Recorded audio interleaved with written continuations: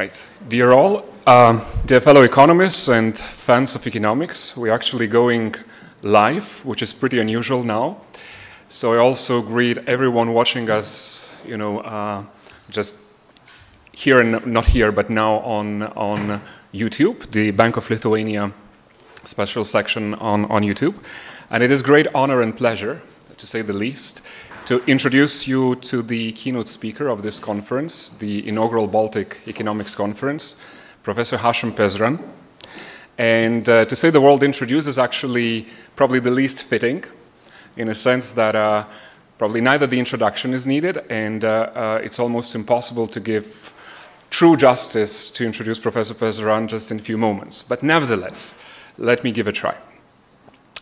Before moving, actually I have to mention that Professor Pesaran arrived just a few hours ago because his flight has been delayed for more than 3.5 hours. It's actually really amazing that Professor made here, and he truly wanted to make the morning session, but trusting Ryanair is a tricky thing.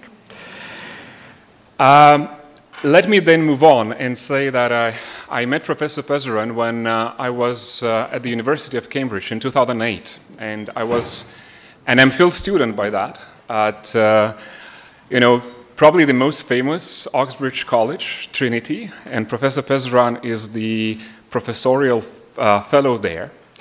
So, everyone at Cambridge, all of the students of Cambridge certainly do know Professor Pesaran, and Professor Pesaran is an embodiment of Cambridge economics and econometrics. So, in a sense that, when Professor Pesaran turns up in the seminar, you know that some very sharp comments would be shared there. And if Professor Pesaran is in the viva or exam, you better, know what you're doing. So, it's not only a sharp mind, but also an almost infinite number of things that Professor Pesaran is doing and has been doing, so it's really extremely difficult task for me to enumerate them. But just to mention a few, Professor Pesaran is the founding editor of the Journal of Applied Econometrics, one of the leading outlets in empirical economics. So he will be sharing actually his talk about empirical economics from a multi-country perspective.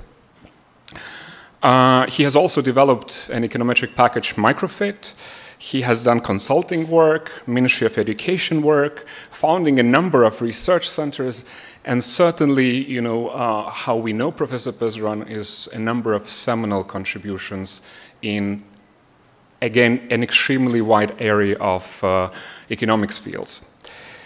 Again, to be honest, having met Professor Pesaran in 2008, imagining that he would be a keynote speaker, one of the greatest minds in the field of economics here in Vilnius, was really impossible, but here we go. This is the first event of the Inaugural Baltic Economics Conference, which was also unimaginable at that time. So before giving floor, let me just state one apology for a factual mistake. When we went online with this event, we actually said that Professor Pesaran has received almost 73,000 citations according to Google Scholar. And as it's known now, that is not really true. That is like an alternative fact. So it's way more. It's amazing, really. In economics field, we do know that the journals have extremely low scores of impact. And let me just quote one paper, which is just single paper, on testing for unit roots in heterogeneous panels. It alone has received more than 10,000 citations. So in the field of economics, that's astonishing. So that is why probably Professor has been named multiple times the world's most influential, among most influential scientific minds.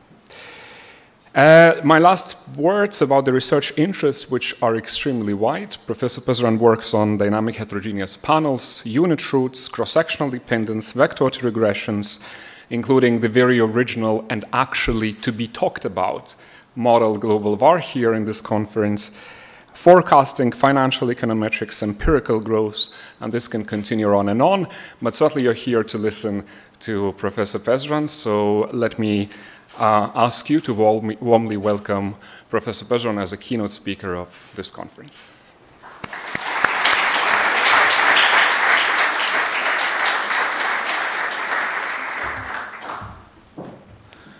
Thanks so much, Pavelos. After this introduction, it's always difficult to know how one can deliver. But it's very generous of you. It's a pleasure to be here, and congratulations to the organizers of this inaugural conference. I've looked at some of the papers presented. Sorry that I couldn't or would not be able to attend many of them, but I found that quite a variety of topics being presented and would be a great foundation for future development in this area. And I wish all the organizers and future organizers all the best. Now, the talk I'm going to give is basically the work which I've done jointly with Ambrogio Sisibianchi, Bank of England, and Alessandro Rebucci from Johns Hopkins University.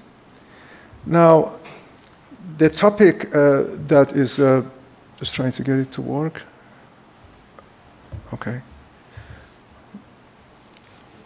Maybe this is, maybe we'll, okay, yeah, got it. Got the right direction. I think this is, let's start with a graph. Let me explain this graph.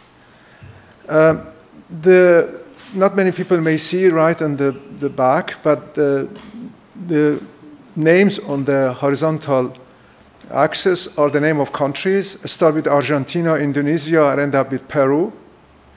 There are 32 countries in this list. And the vertical line shows the correlation between output growth and volatility for each country separately.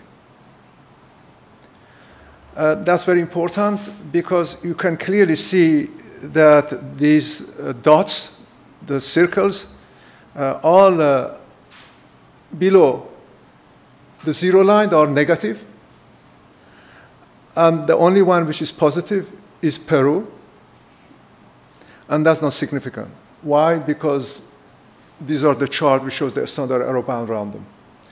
So basically, we see that there is a clear negative and significant correlation between output growth and volatility. So volatility clearly important in the way the growth in the economy is and globally, as well as individual countries. This is one of the patterns I have observed when I look at other phenomena like debt to GDP, which we have another paper. So what you find that there is always a fundamental identification problem. Which part of this negative correlation is due to the country itself, and which part of it is due to the global factors, which are outside the country's control. Because that's very important for policy analysis, right? Because if you know it's your fault, something happening, you need to do something about it. But it's the fault in general, you may not be able to deal with it, even if you tried. So this identification is the key, which often in economics has been not addressed. Why? Because most economists who have looked at this, in fact, Bloom, who was one of the first to look at it recently, although Bloom was at Stanford, wasn't the first to observe such a phenomena. Theoretically, I will come back to that. But he was the one who was well known for it empirically. He did it only in the US. And because the people who work in the US, they think US is a closed economy, like a hegemonous economy, which is not affected by anything in the world. So they thought, oh, everything to do with the US. But then when you try to extend that analysis to other countries, they did the same. Then they tried the same analysis, say, for UK, treat it as a closed economy.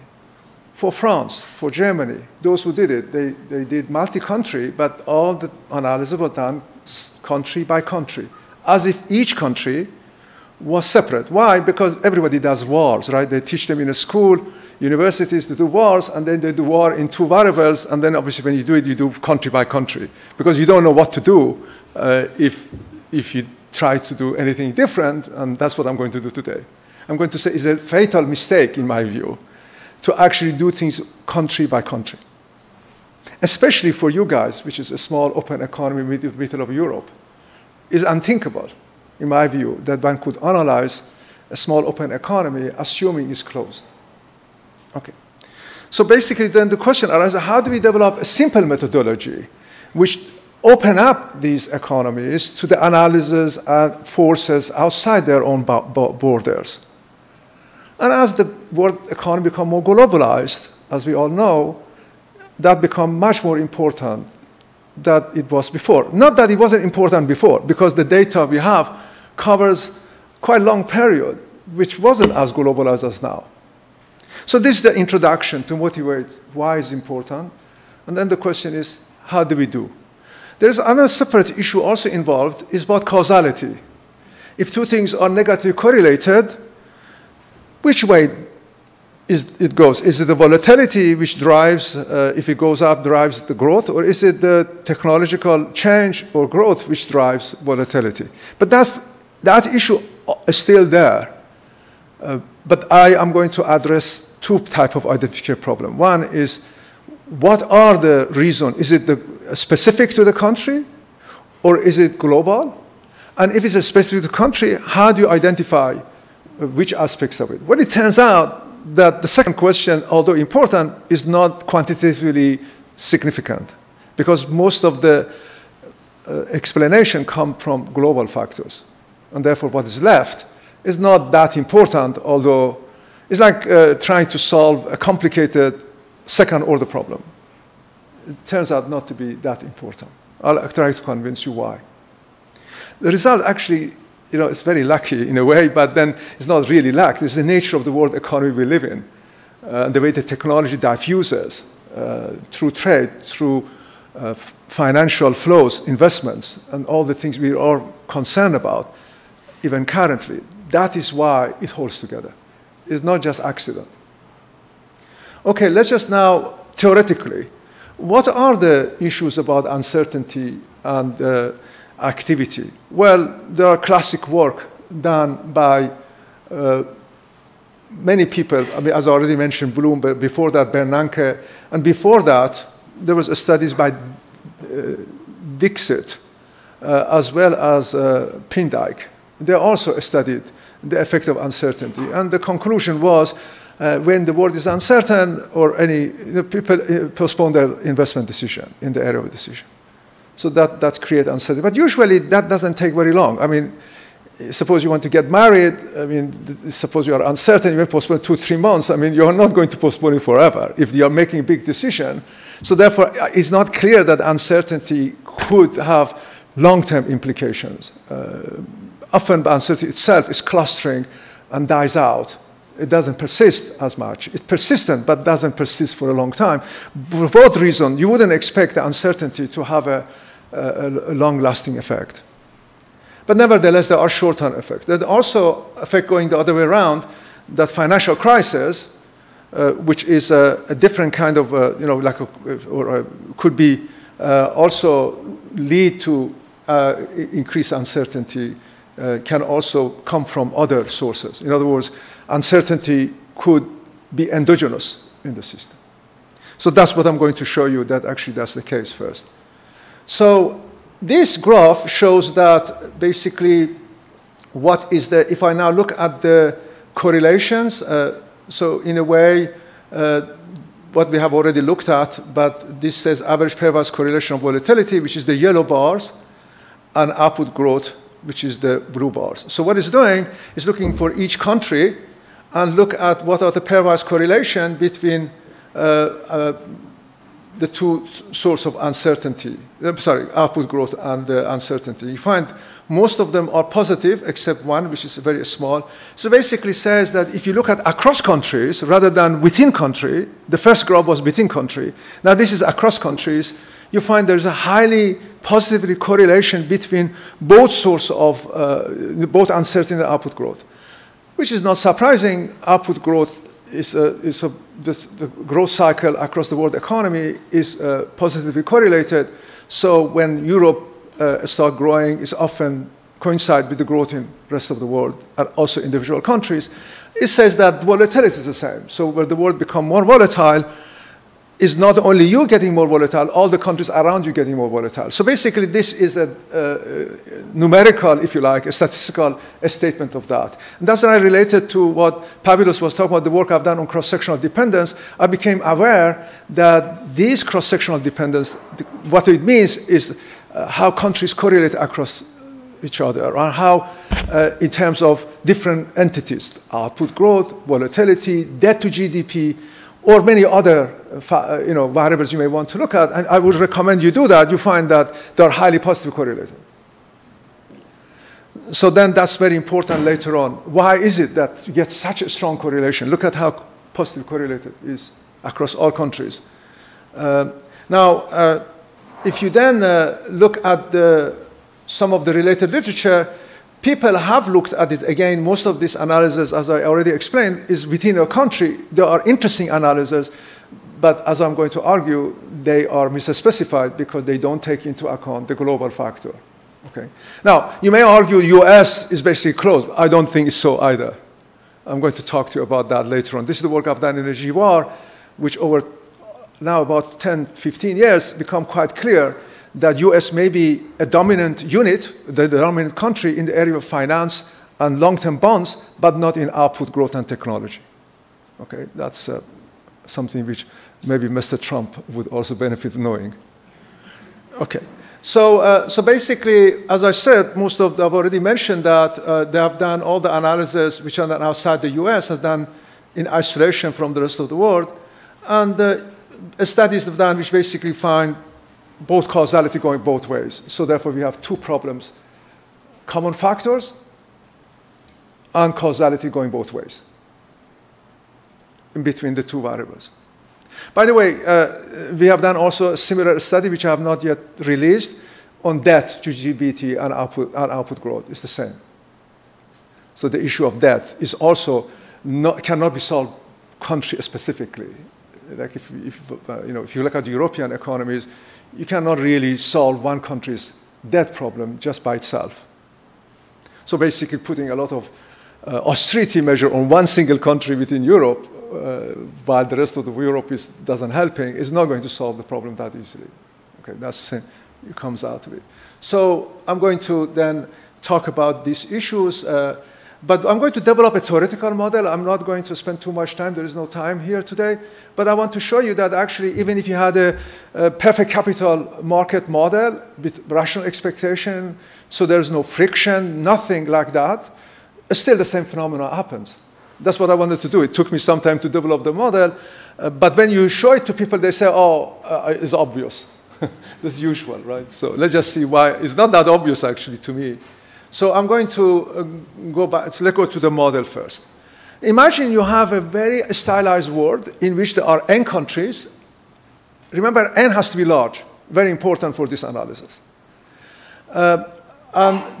So we have a large number of countries. The output growth is basically given by some specific growth of that country, which is to do with their own conditions. And there's a common factor, which is F, which is the key to this analysis. And there is some epsilon, which is idiosyncratic. So F is what we call a common factor, basically here.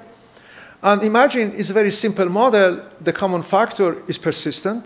We know that output growth is persistent. So we need the common factor to be persistent, because we're assuming the idiosyncratic shocks are not persistent.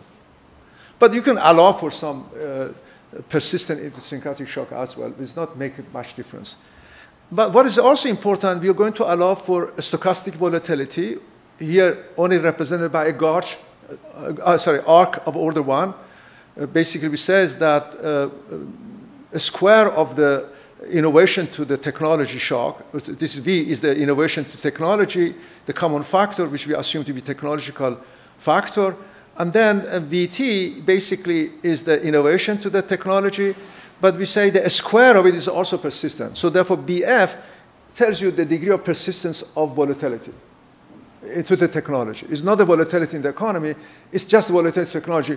The problem is we don't observe F, we don't observe V, and we don't observe a square of it. If we observe that, that would be easy. We just use it. We don't know what it is.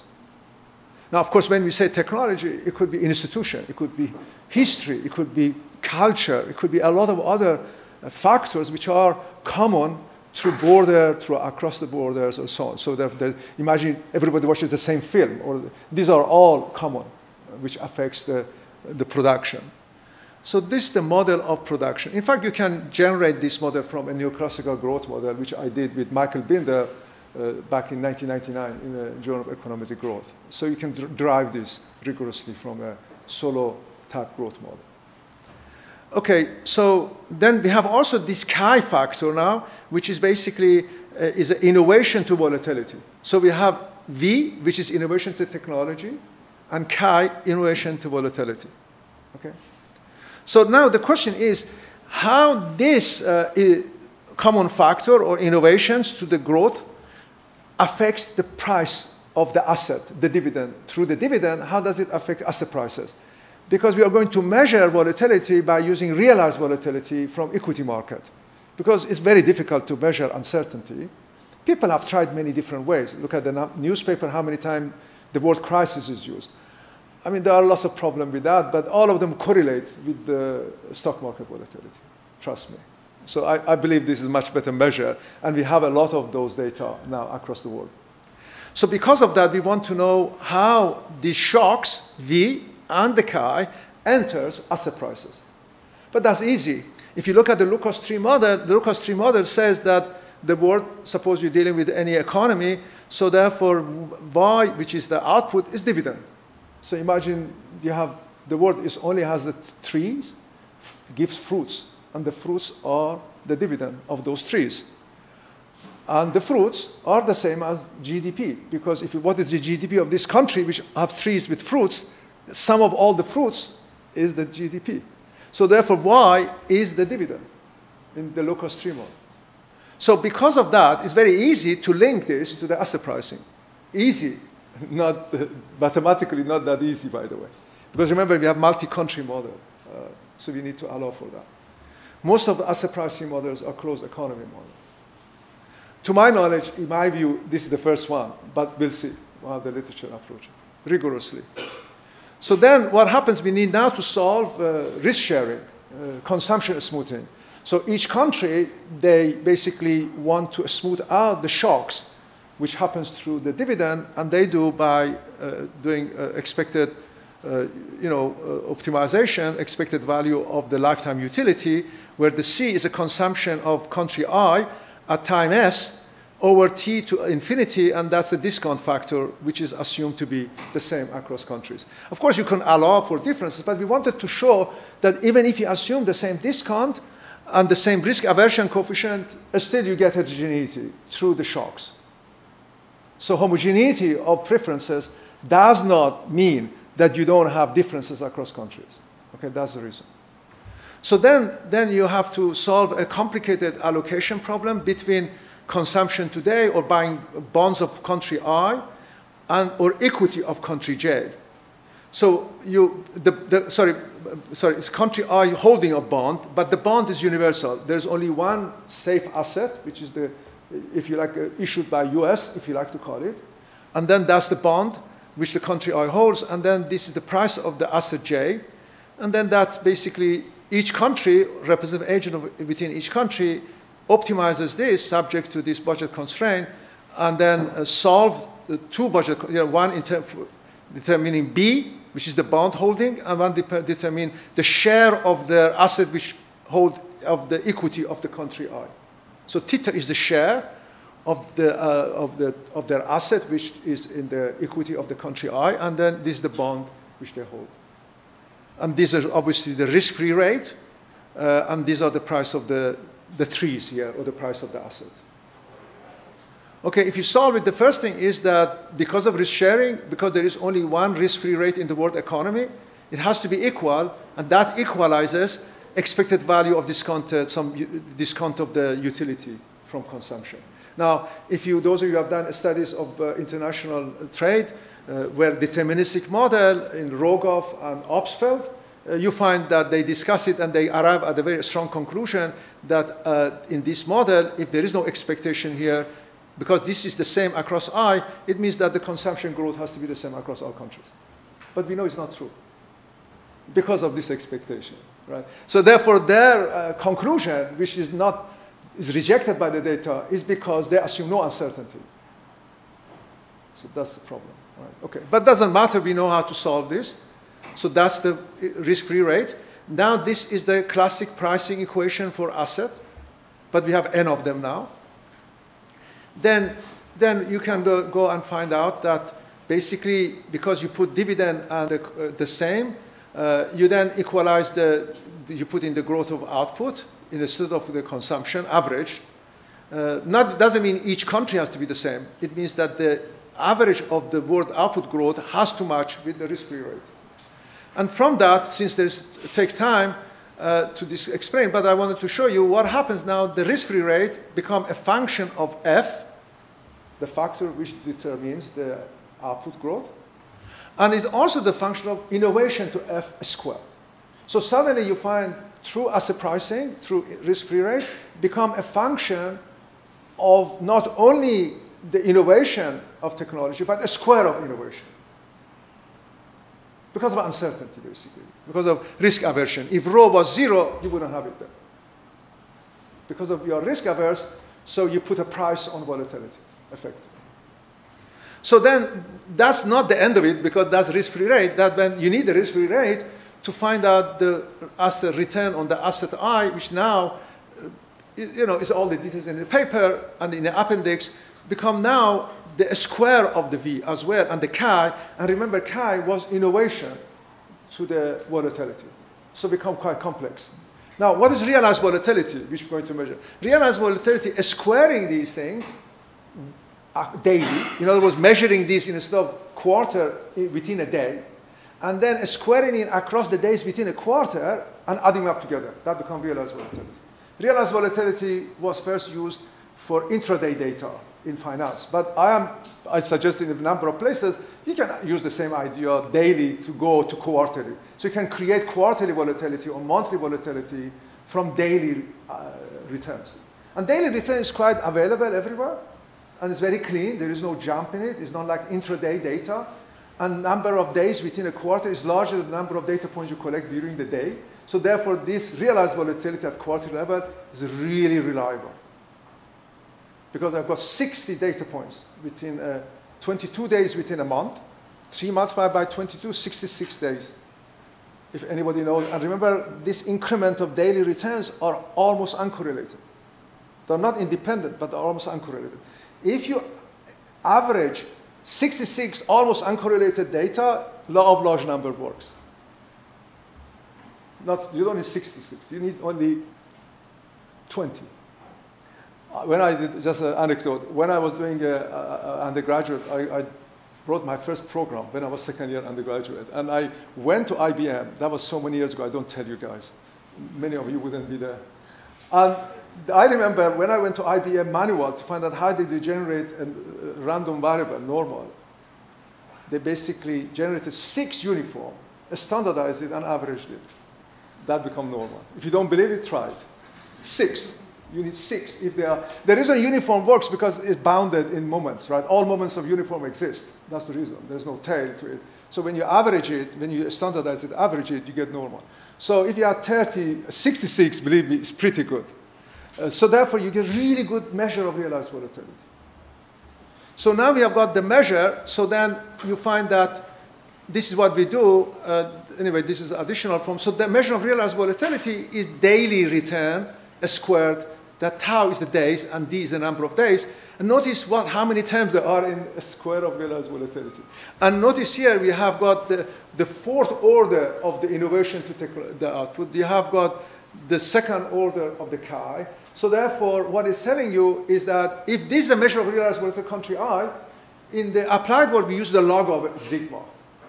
Because it's better to use logs of things, because sigma is away from near 0, sometimes away from 0. So you take the log of it, so that solves the problem. But nevertheless, what we call volatility, which is VIT, which is the log of that, is a function, a very complicated higher order function of the innovation to technology. So therefore, what drives output growth drives volatility, but way more than output growth. So you need more factors to explain volatility than output growth. Right? That's the conclusion. So one factor is not enough for explaining volatility, although one factor could be enough for explaining output growth. I'm not saying it is, but we can check it, right? We have a theoretical argument now. So therefore, now basically this is the conclusion. while only one common factor could be sufficient, could be sufficient to explain cross-country difference output growth. Remember, we did discuss how all these countries are correlated across for output growth, but you need at least two factors, common factors, to explain volatility. Okay, so now we go to empirics. How do we take this idea to empirics? One way would be to have a straitjacket. In other words, to do everything through the theoretical lens. I don't believe in it. Because the theoretical model is characterization of reality. It's for us to learn how reality operates. It doesn't take into account dynamics. It doesn't take into account heterogeneity that we didn't allow for because it was complicated to handle with. But we are going to be very closely following the pattern of the theory using the empirics. So how do we do it? Initially, I'm not going to add any dynamics because dynamics creates a lot of technical problems to solve. Okay? But to understand how it works, I'm going to start with no dynamics. Remember, output growth, I've also dropped the intercept. It doesn't really matter. You add them up empirically. Just for you to see what's going on, your output growth is a function of the factor, and there's idiosyncratic, the same as we had before. Now, volatility, which is the log of the sigma I st, which I told you, which is now, could be a function of the same f, but it's also a function of some other factor, g. Okay? We want to know whether it's true or not. So the argument, the theory says that actually output growth we know is cross-correlated highly. So in other words, if you correlate output growth of your country, you're sitting here with any country in Europe, is highly positive correlated. That's what, and the rest of the world. Which basically means you need a factor, because idiosyncratic is the part which is not correlated across countries, right? Or what we call weakly correlated. So therefore, we can see whether it's true or not. Then we can say, okay, let's just also do volatility with the same factor. If the G wasn't there, we would expect using the same factor would also clean up all of the cross-correlation of the volatility. But if it didn't, it means there is a missing factor left. Okay. Then we can try to see how we can identify F and the G. That's the whole point of this. Okay, so these are the other points which I'm going to discuss later on. So in order to do that, we introduce what I call cross-section averages. This is what I use also in the GVAR and in my work on modeling cross-dependence. You can also use principal component. Those of you are happy with principal component, it turns out that the first principal component is almost 99% correlated with the cross-section average. But the beauty of cross-section average is you can actually give interpretation to it. And secondly, when we come to here, when we don't have an identification problem, using principal component of the output growth and volatility together, as we'll see later on, doesn't mean anything. Because it would be a linear combination of F and G, and you couldn't tell which is which. So principal component is not going to help you, unless you know exactly what you're doing. Okay? So those are people who use principal component. It's good for forecasting, maybe. Even there, there are issues.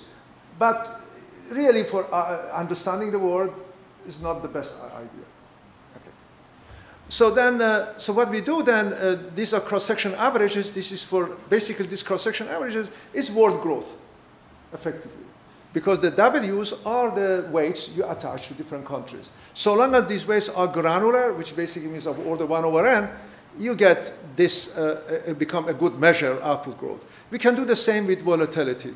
Although for volatility, you could even have some of them W's to be large relative to others, like US.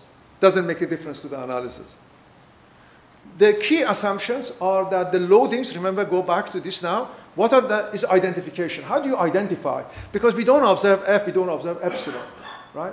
So what I do, I decompose output growth into two parts, neither of which I've observed. If I don't put any restriction on the two components, clearly I cannot separate them, right? It's obvious. So the way we do it, we say this is a strong factor, this is weak. So what is a strong factor? A strong means that these loadings, gamma I, are pervasive. What is pervasive means? It means every country, almost every country in the world are affected by the factor.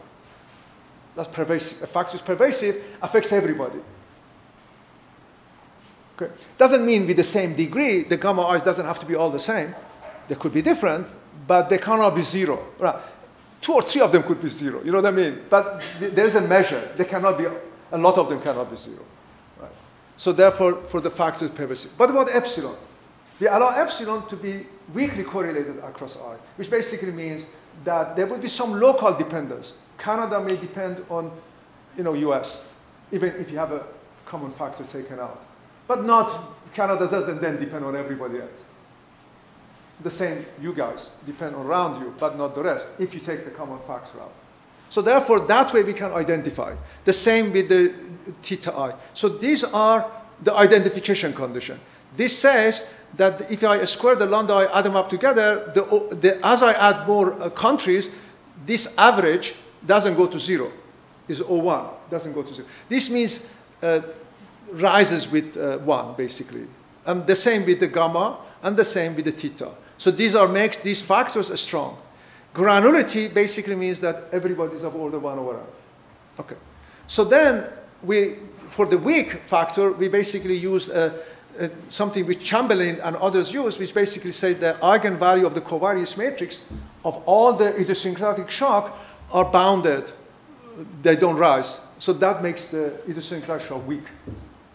Basically means the largest eigenvalue is bounded. You can prove that if something is idiosyncratic such that this applies, it means that the variance of the cross-section average of idiosyncratic shock is of order 1 over n, mathematically. Which basically means that the cross-section average of the idiosyncratic shock goes to 0 quite fast. That's basically what it means. So therefore, now we can identify, right? Because we have a component which is strong, another component weak. Therefore, I get the strong out by averaging and kill the weak by cross-section average. It's diversification. But that's why in asset pricing, we don't have full diversification. As soon as you cannot fully diversify the risk, it means there is always a common factor which is strong. Right? So it has to be. So therefore, I'm absolutely convinced there is a strong factor in the world, right? Because I can't possibly diversify the risk of the market, right? Or nobody insure me for diversity of the risk of the market. They also know that there's a common factor in the world we live in that we cannot diversify. Okay, so therefore, that's a very clean idea, very simple. You can apply it to a lot of problems.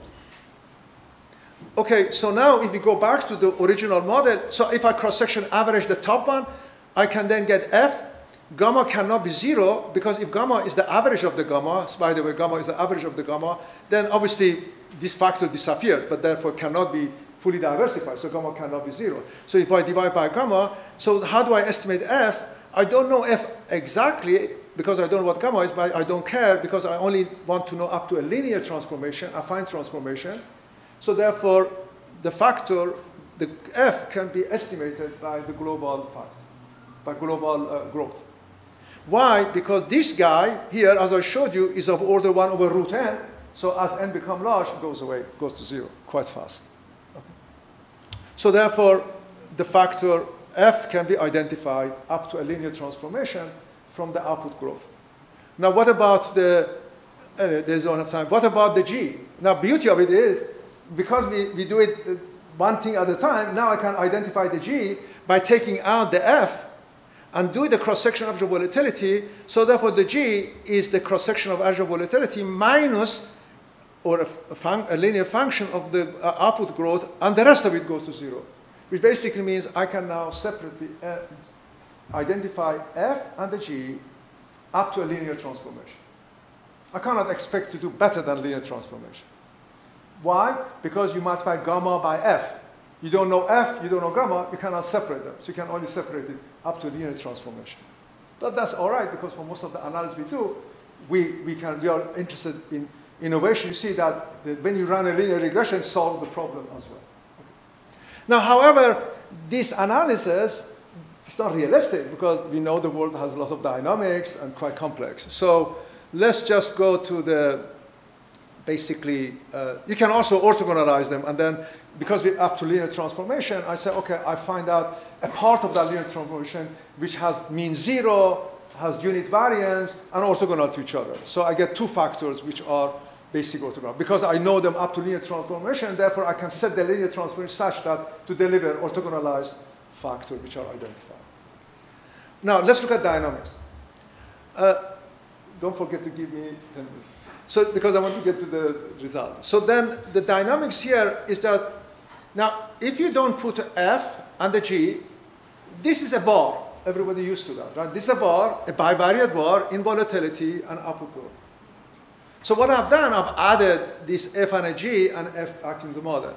I added f and a g into the volatility and f into the wi because the theory tells me that's the case. That's my maintained position. Of course, if it's not true, then the data tells me I have to change my mind. But it turns out the data exactly compatible with this. Okay. So in a way, this is a var, but you have to augment it by factor. But you cannot use just the principal component and plug it in there.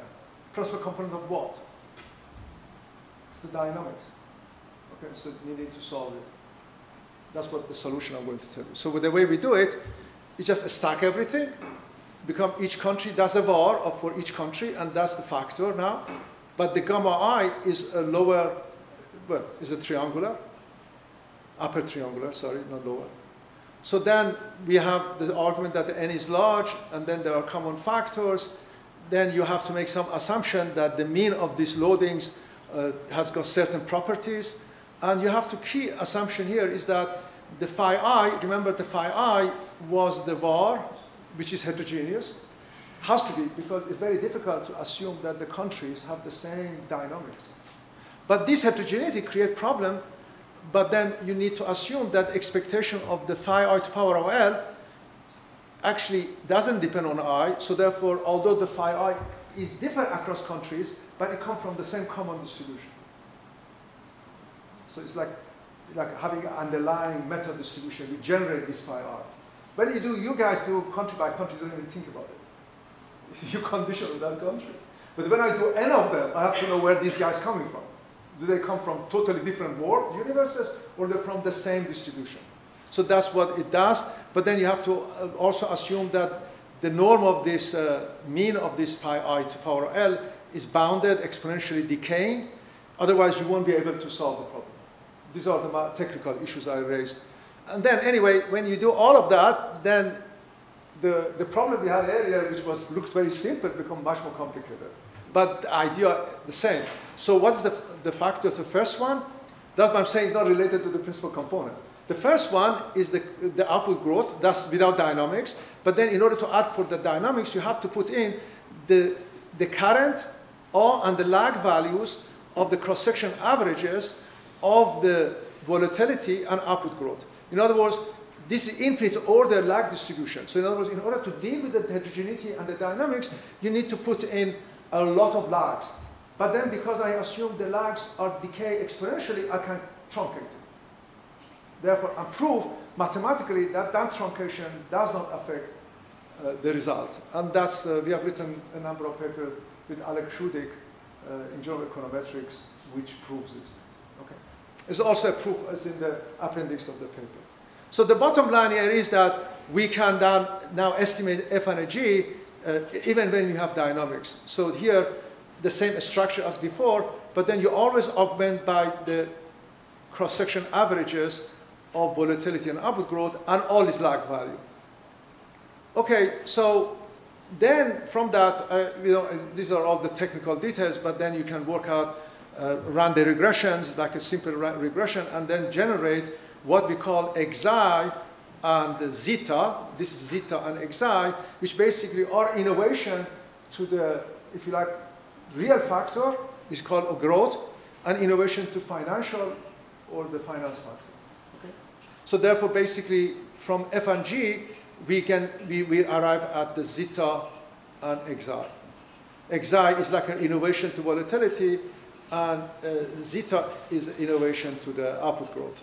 So that's why we call it the real, we call this a financial. They are orthogonalized because we are free up to a linear transformation. I can always orthogonalize using that freedom of linear transformation. But then remember here, these capital Z and capital ZW and so on are all the lag values. For example, you go back here, capital Z is all the lag values which I've already written here. So all of them is quite a long matrix here. So basically, it's very easy now to recover the zeta and xi from this analysis. Now again, go back to principal component. If I pull all the output growth and volatility together and take principal component, I don't know what they are. So that's you need to do something like this. Of course, you can do principal component if you knew what to do here, because you do first the principal component of output growth, take that out, clean the rest, and then take principal component of volatility net of output growth, net of the first principal component. But you need to separate the principal. You cannot do principal component of all the variables together. But if you did what I just suggested to do, it's like doing what I'm doing. Effectively. We have shown in the paper that we get similar results. Okay, now this is now, somebody asked me, one of the keys in doing analysis, even if you have a complicated problem, you have to be able to explain to everybody how you implement the idea. If you cannot do that, you are failed. Now, what do? You start with your var, which everybody knows. You need to know var, right? That's the 101. Okay, so that's the first thing. If you don't know that, go and learn what the var is. Okay? So you do a var, but then what you do, you remember I got the zeta and xi from the previous analysis. So you plug this here, you condition on zeta, but then also basically condition on all the lag values of cross-section averages up to order p. How you choose order p? Use Akaiki, use Schwartz, whatever you like, you do. Use Utronic. The way we do it is actually we say from the theory, it says that you set p equal to the number of time periods t to the power 1 over 3. Mathematically what it tells us to do. In fact, my suggestion is don't worry about selecting the lag order. Just put the p equal to t to the power 1 over 3. So you have less specification analysis. Because when you try to select the lag order before you do the analysis, your analysis becomes subject to how you did the selection. But if you do p to power t to power 1 over 3, the lag order keeps itself adjusting as you have more sample size. And mathematically, that will tell you what to do. Okay, that's what we do. Okay, so very straightforward. Now we have a var. Now, you can run this var without like OLS. Why? Because these are orthogonal to Z by construction. And orthogonal, these are the shocks of Wig. We separated them. So just do the var. Now, we can use this, now we do country by country, but it's not the same as country by country analysis because it's conditioned on the shocks. It's conditioned on the shocks. So the commonality comes through this xi and zeta and these lag values. Can you see? Bar that W means all of the countries together. So these are conditioned on this bit, conditioned on this bit. Now notice here, if I drop this and drop that, what am I going to do? I'm going to attribute this effect to the individual country shock. And I'm going to make a big error, attributing to my country things which are outside the country, either positively or negatively. Politicians are good at that. When everything works out, they say it's because I did it. Everything goes wrong, they say it's the other guys. That is why you as academics, you have to remind them, you have to put these in place. If you don't do it, you don't really know what's going on. Of course, it depends how important these are in a particular context. Okay, let's just look at some of the results. So we do realized volatility, I already explained that. And then the first thing we did, we just generated the zeta and xi. There are different ways of doing it because we have got 79, but then we also have all the countries only from 1994 because China data wasn't available. And so we showed that actually they match. Now these show that actually the real shock matches with the natural rate which other people have generated. It's not exactly, but 65% correlation. And then if you do our financial shock matches with more recent work that Ludwigson and others have done on looking at that, but it's not as correlated with this. But they are not the same, in other words, but it's related to that. Then notice here, now let's just see whether my empirical was correct. Let's look at this one. Output growth, I put in only the growth factor, zeta, and I don't include the xi in the volatility. Now, if I put remember everything was cross-correlated, right? So when I put in the zeta, notice that the blue line referred to the epsilon shock, and the yellow line referred to the U shock. Notice here that by putting one factor in output growth has cleaned up the effect. You know, so all the blue lines are very small. Suddenly the correlation becomes small. But by putting the same factor in volatility, hasn't got rid of the cross-country dependence of volatility. So therefore, it's quite clear, it seems to be a growth factor is enough for dealing with the cross-country correlation of output growth, but not volatility. There's something missing. Now, if I now put in the two factors together, remember I'm dealing with the dynamics now. All the lag values are here. Notice what happened, nothing left. Now, mathematically, you can also do, I developed a CD, a statistic, which is cross-sectional dependent test statistics. When you do it without putting the factor, you get a vacuum, the number 53 and 29, it should be 2 or 3. So clearly there is a huge cross dependence across output growth, across countries, and volatility. When you put one factor in, again, doesn't get rid of the U, the correlation of the shocks across the volatility. When I put both of them, it disappears. So therefore, this is also a statistical, if you like, test of visual thing we saw earlier.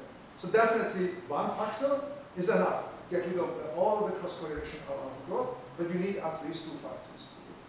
So then, this is the graph I showed you earlier, which just shows you how these are correlated negatively all the way.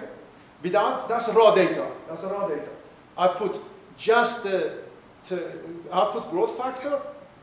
There's still a lot of them are negatively correlated. I put both of them. Only 4 of them now are significantly correlated. So therefore, by putting a common factors correctly in both, I got rid of all the famous correlation, negative correlation between volatility and output growth. But I'm doing the innovation after you take it out. So therefore, all of that is really, a lot of it is to do with the common across countries. Now there's a few of them left. Indonesia, Philippines, Argentina, and China. China is the really, the data may not be reliable. And then you have Malaysia. The rest of them are not significant. So basically, most of the source of the correlation we observe for country by country comes from outside.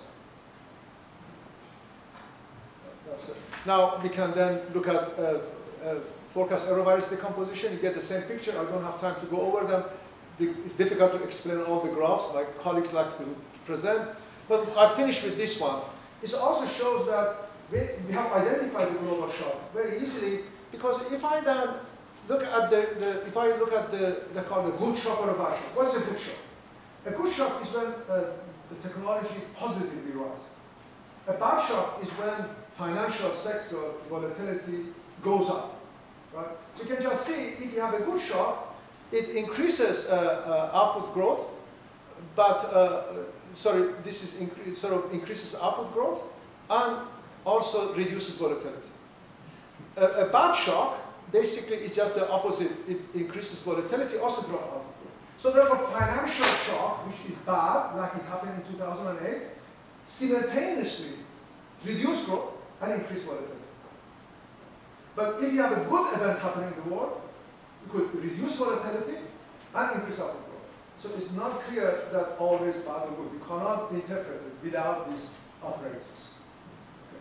Now, and it turns out that the cross-country effects are not that much. So to conclude, you need we take a common factor approach for a multi-country model.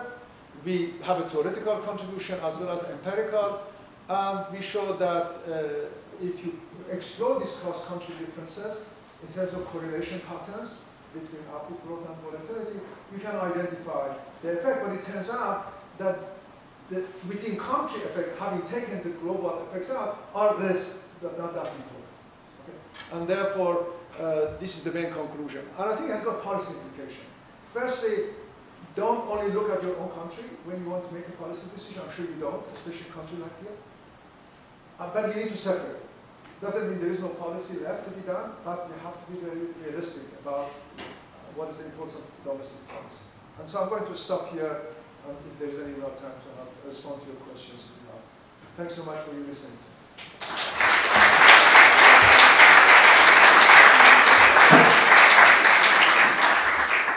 All right, we may not have a microphone, I'm not sure about that, but if you do have, we do actually. Awesome.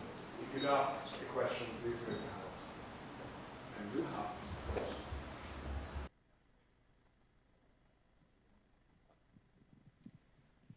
So, could you?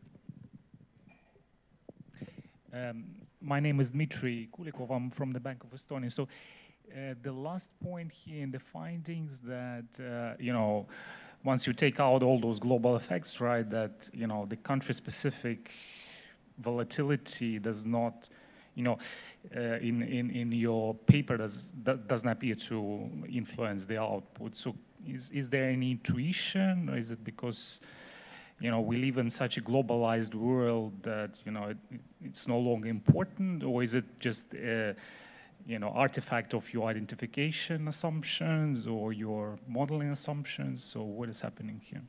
Well, Thank you. Shall I answer one other question? Hello.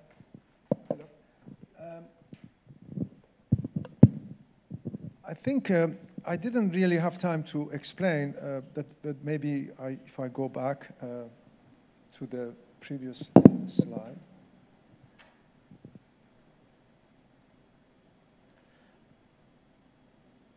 About identification, we do actually try 3 schemes within country. We use what we call, remember the covariance matrix? We have 2 variables, growth and volatility. We have 32 countries. This is a matrix of 66 by 66 dimension, right? If you want to really identify each of them. So what we do, we try different schemes. The first scheme we say is diagonal. We say what is left, the local is not important. The second scheme we assume is block diagonal. In other words, we allow for correlation between output growth and volatility in each country, but not across that. In the third scheme, we use a threshold covariance matrix, which basically estimate all the elements by threshold methods, which is well, you know, that's established from the large data analysis. I've got a method myself developed, okay? It doesn't matter which one we do. The result, you see, the individual country effects are small. It doesn't mean, as I said, there is no room for policy, right? What it means a small relative, right? Relative to global phenomena, which basically means if the tide is against you, you can do a little bit, you know, sideways, but you cannot go against the tide. Or it also tells you, actually, because of that, you need to position your country, in my view, in such a way, when the tide comes your way, you take the opportunity to ride the tide and have enough good institutions which are stabilizing when the tide goes against you. So therefore, the policy design is different. I've learned this, I'm Iranian, with all the sanctions. I've wrote a paper on sanctions about how you deal with it. I've actually been trying to think about these problems, that the issue in reality is how you prepare your society for shocks. So therefore, there are huge room for policy. But it's not just simple monetary policy by fiddling around with interest rate or even tax rate. In my view, that's not going to be that important. But that doesn't mean there are no policy effects.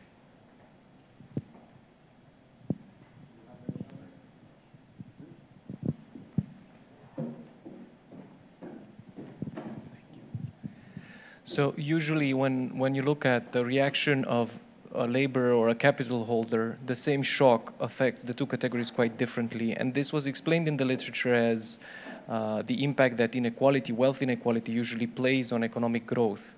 Now, the model assumes everybody has capital because everything is dividend. So everything is not paid to labor, but exclusively to capital. And it's interesting that the results basically say we don't need to worry about wealth inequality because basically we don't account for labor. Everything we need to worry about is the common shock and the financial shock. And I'm just curious how you interpret this given this other literature that talks so much about the different sensitivities of labor versus capital to the same technology shock or the same financial shock. Thanks so much. Obviously, the labor is important, but remember the growth model I started up with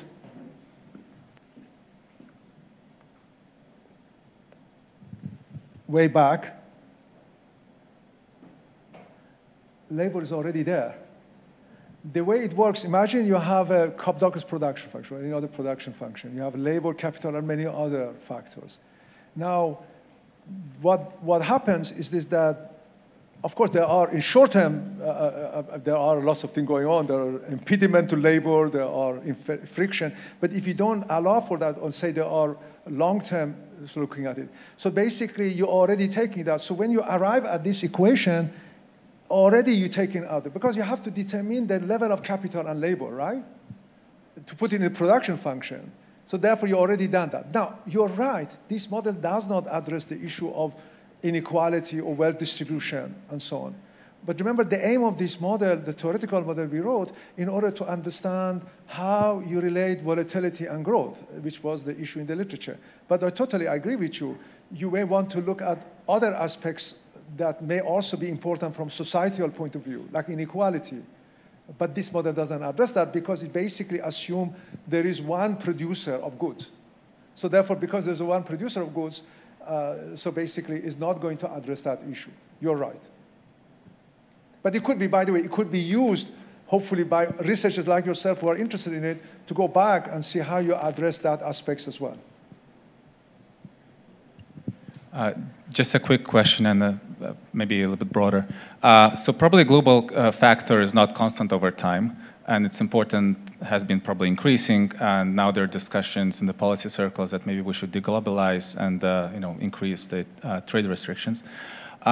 Just taking a more normative view, in your mind, do you think we should increase the importance of a global factor through changes in institutions, or actually decentralize the local policy making? Again, let's link it to the issue that I have been raising. Like if you think about this, again, these models, I guess the question is what the size of gamma I is. Because the factor itself, we don't observe. And that, even if it breaks, suppose there is a break in a factor, this method I suggested would estimate it. I didn't explain. This method of cross-section average is point-wise consistent. What it means every point in time, I can estimate up to a linear transformation, whatever is the growth factor is, whether it is high, low, the level factor. I think the question, therefore, you're raising refers to the loadings, if I'm not correct. Imagine gamma I is the loadings, the way countries respond to whatever the factor is. So the question is, obviously, the loading could be rising. But it's difficult to separate because at every point in time, we get an F and a gamma. If I put a gamma IT, it won't make a difference to the analysis. Unfortunately, these models cannot separate whether is it actually this global factor rising, unless you say, I know what the global factor is, and then look at the loading. So what you could do, which I haven't done, which is interesting to do, is to go back and run the regression which, well, I don't want to run a regression of each country growth rate on the global growth factor, and then look at those loading and find out whether over time they have been changing. I guess you may be right, that maybe it's been rising.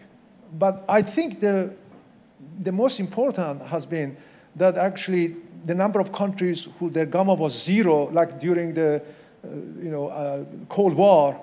What is Cold War? Cold War is when you put gamma zero, right? You just separate that part of the world from the rest. Those countries coming in, their gamma become non-zero. So therefore, the world become more diversifiable, in my view. That's why it's so difficult to predict a stock market globally nowadays than it used to be when I spent my time on hedge fund, right? I realized that. So now, as to whether the normative question, I'm a technician, right? But on the other hand, I believe that it's not a choice policy, in my view, that you cannot just decide by yourself or as a group of countries you want to do that. Now, whether it is beneficial to do that, I don't really know. I think it's go back to the question was raised that there are distributional implications, that these global linkages clearly benefit some groups in the society, but not others. And we cannot ignore that. Absolutely true. And I think it's the fault of the liberal, if you like, social liberal systems that they didn't realize that while the society as a whole benefits, there are sections which are not benefiting from this, and therefore they have to compensate for it. And that's something like that would happen. There are two solutions to that. You either get rid of the wealth, so everybody get poorer, so therefore become level, or you try to expand the economies, be more interrelated, more globally diversified, but nevertheless recognize the problem that some section of society is not going to benefit, and therefore have a transfer mechanism or some other mechanism to help them. In my view, that would be, if personally speaking, would be desirable. Right. Shall I override the privilege, the very last question, from the central bank's perspective? So there is this emerging literature on say, Roger Farmer, he actually says the central bank having only one tool, that is the interest rate, is insufficient exactly to address the issues because there are like a number of prices of assets. So he sort of suggests maybe we shall, you know, do the quantitative easing in a smart way and then reduce the uncertainty, but more from a global perspective, which would then fit indirectly also to what you're doing. So do you see like any role of that? Because like, you know, if the ultimate conclusion that it's being driven by a global factor and therefore little could be done is a little bit, you know, from the policymaking institutions perspective, not that encouraging, or at least to tell to the society that we cannot do anything or little may not be like the best sell. So what do you think? Is there like any hope for, say, addressing it directly and then somehow in a policy coordinated perspective? I think it reminds me of, the situation that the question is self.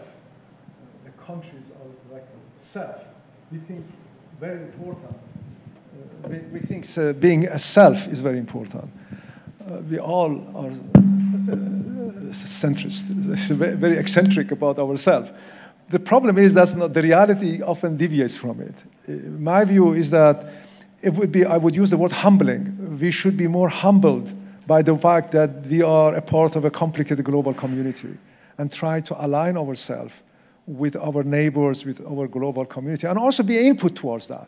If you want to make a change, you want to discuss and negotiate and develop institutions. So I'll try to answer that. I mean, there's a huge role for countries developing institutions to deal with this volatile, interrelated world. It's like insurance, right? You know, we have insurance.